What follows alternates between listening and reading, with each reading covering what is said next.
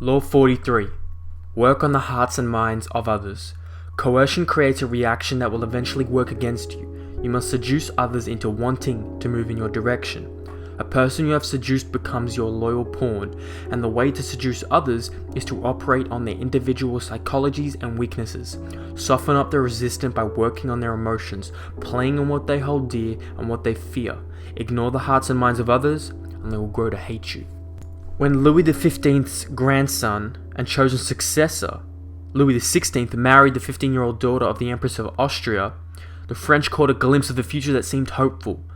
Marie Antoinette was her name. She was beautiful and full of life. See, the French had grown disgusted with the series of mistresses who had dominated Louis XV, and they looked forward to serving their new queen.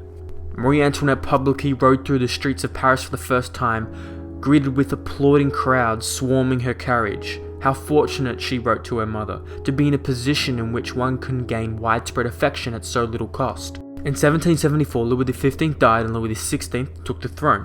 As soon as Marie Antoinette became queen, she abandoned herself to the pleasures she loved the most, ordering and wearing the most expensive gowns and jewelry in the realm, sporting the most elaborate hair in history, her sculpted coiffures rising as much as 3 feet above her head, throwing a constant succession of masked balls and fêtes. All of these whims she paid for on credit, never concerning herself with the cost of who paid the bills.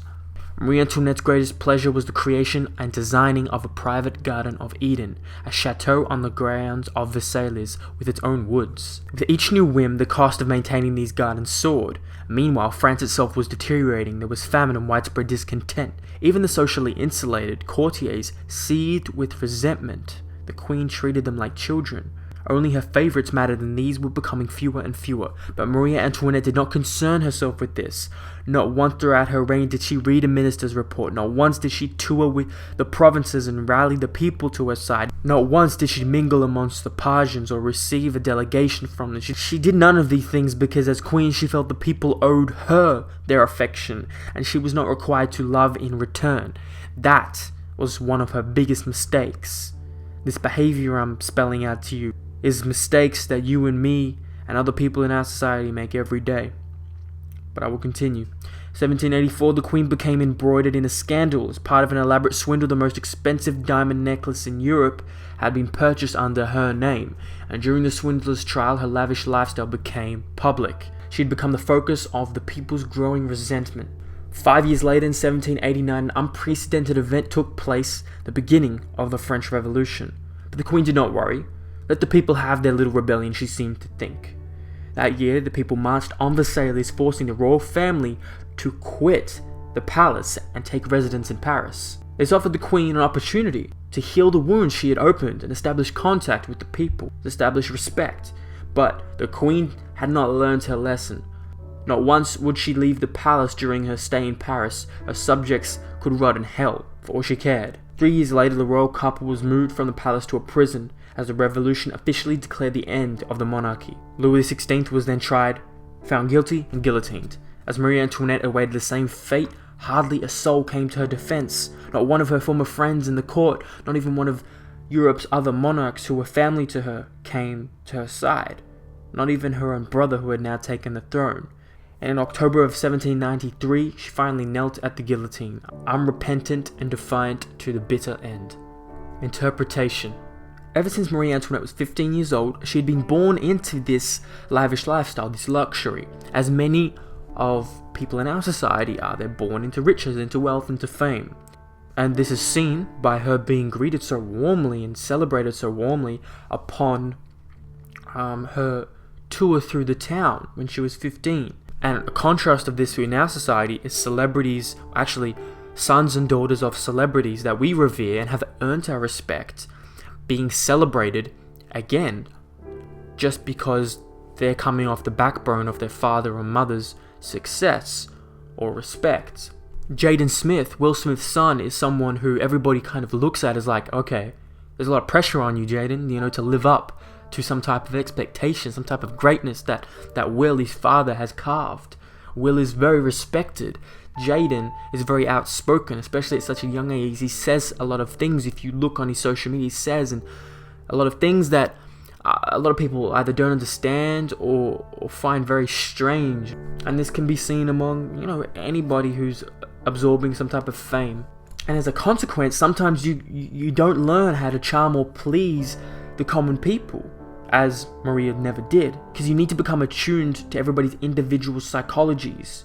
And Maria never had to work to get her way. That's the problem. She never had to use calculation or cunning or the arts of persuasion. And like everyone who was indulged from an early age, she evolved into a monster of insensitivity. There are so many benefits from starting from nothing, from starting from the bottom. There's a certain humility you build. There's a certain social communication, empathy, social intelligence that you build that a lot of the times you may not get to build if you are born into some type of success. And Robert puts it well, do not imagine that she represents a bygone era, that she is even rare. Her type today is even more common than ever. Such types live in their own bubble. They seem to feel they are born kings and queens and that attention is owed to them. And we all know those people, whether in our social groups or just on our phones and our computer screens on our TVs. We see them. It's this idea of flaunting your success, because people will interpret that you're not better than me. Why are you trying to be better than me? Such attitudes are disastrous in the realm of power. At all times you must attend to those around you, gauging their particular psychology, tailoring your words to what you know will entice and seduce them, playing to the context of your situation. And this requires energy, art, and tact. The higher your station, the greater the need to remain attuned to the hearts and minds of those below you, creating a base of support to maintain you at the pinnacle. Without the base, your power will teeter, and at the slightest change of fortune, those below you will gladly assist in your fall from grace. Imagine a president that wasn't willing to go into the slums of the cities of his country to greet the people. Imagine a president or a leader who wasn't willing to go and do the little dirty work, to do the little things, like attending the high schools that no one's ever heard of, speaking with the parents that no one's ever seen, having those conversations, grounding himself enough to communicate with those who have not even come close to his position of power. This is a short anecdote of Alexander the Great. He was on a long and painful pursuit of Darius. In 11 days he marched 3,300 furlongs. He harassed his soldiers so that most of them were ready to give up, chiefly for the want of water. While they were in their distress, it happened that some Macedonians who had fetched water in skins upon their mules from the river had found them and had come to where Alexander was, and seeing him almost choked with thirst, presently filled a helmet and offered it to him. He took the helmet in his hands, looking around about. When he saw all those who were near him stretching their heads out, looking earnestly after the drink, he returned it again with thanks, without tasting a drop of it. For, said he, if I alone should drink, the rest will be out of heart. The soldiers sooner took notice of his temperance and magnanimity upon this occasion, but they one and all cried out to him to lead them forward boldly and begin whipping on their horses, for whilst they had such a king, they said they defied both weariness and thirst, and looked upon themselves to be little less than immortal. Alexander had led his people through his own humility to drop the water that he so desired, because he would be seen as being better than all of them if he drank this water. While he was better, he had conquered these lands by his own leadership. He didn't want to make it seem so. Keys to power. In the game of power, you are surrounded by people who have absolutely no reason to help you unless it is in their interest to do so. And if you have nothing to offer their self-interest, you are likely to make them hostile, for they will see you in just one more competitor, one more waster of their time. We all know this person. When you're meeting someone new, rather than taking a step back and probing to see what makes this person unique, they talk about themselves, eager to impose their own willpower and prejudices. They argue, boast, and make show of their power. They may not know it, but they are secretly creating an enemy, a resistor, because there is no more infuriating feeling than having your individuality ignored, your own psychology unacknowledged. It makes you feel lifeless and resentful. Remember, the key to persuasion is softening people up and breaking them down gently. Seduce them with a two-pronged approach. Work on their emotions and play on their intellectual weaknesses. Be alert to both what separates them from everyone else and what they share with everyone else.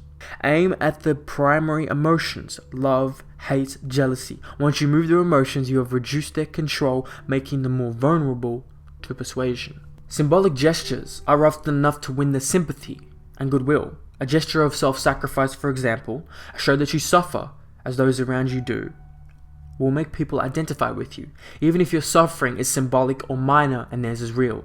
When you enter a group, make a gesture of goodwill, soften the group up for the harsher actions that will follow later. That's exactly what Alexander did in the previous anecdote I just mentioned. Image: the keyhole. People build walls to keep you out, never force your way in. You will find only more walls within walls. There are doors in these walls, doors to the heart and mind, and they have tiny keyholes. Peer through the keyhole, find the key that opens the door, and you have access to their will with no ugly signs of forced entry. Reversal. There is no possible reversal to this law. Law 43. Work on the hearts and minds of others.